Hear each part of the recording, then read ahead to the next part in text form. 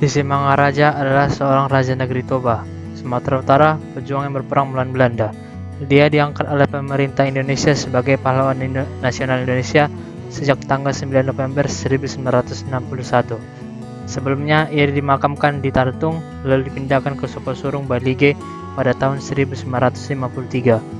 Sisingamaraja yang lahir di Bakara 18 Februari 1845 memiliki nama kecil yakni Batuan Besar yang kemudian dikenal dengan Empu Pulau Batu.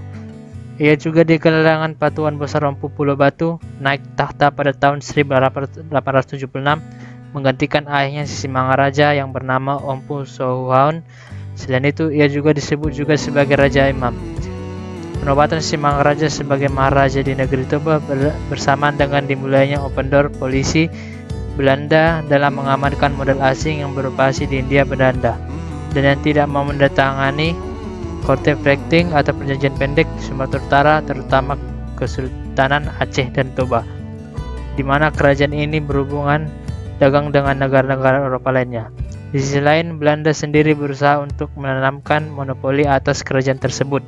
Politik yang berbeda ini mendorong situasi selanjutnya untuk melahirkan perang Tapanuli yang berkepanjangan hingga puluhan tahun. Sisingamaraja adalah keturunan seorang pejabat yang ditunjuk oleh Raja Pagaruyung yang sangat berkuasa ketika itu, yang datang berkeliling Sumatera Utara untuk menempatkan pejabat-pejabatnya dalam sepucuk surat kepada Presiden tahun 1920.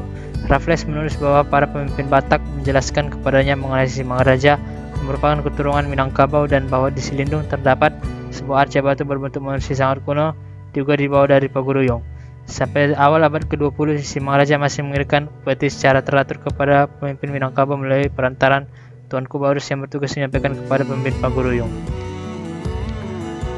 Karena takut disusul oleh Sisingamaraja 12, maka pada tahun 1877 para misionaris di Silindung dan Bahal Batu meminta bantuan kepada pemerintah kolonial Belanda.